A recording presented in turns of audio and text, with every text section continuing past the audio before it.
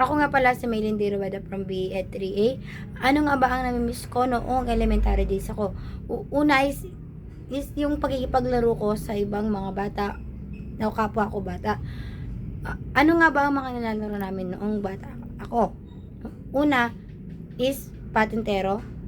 Pangalawa, tumbang preso. Pangatlo ay luksong baka.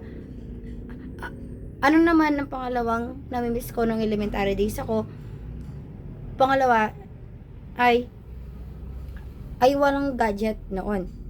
Bakit ko nga ba nasabi ang walang gadget noon? Mas maganda ang walang gadget noon kaysa ngayon sa mga kabataan.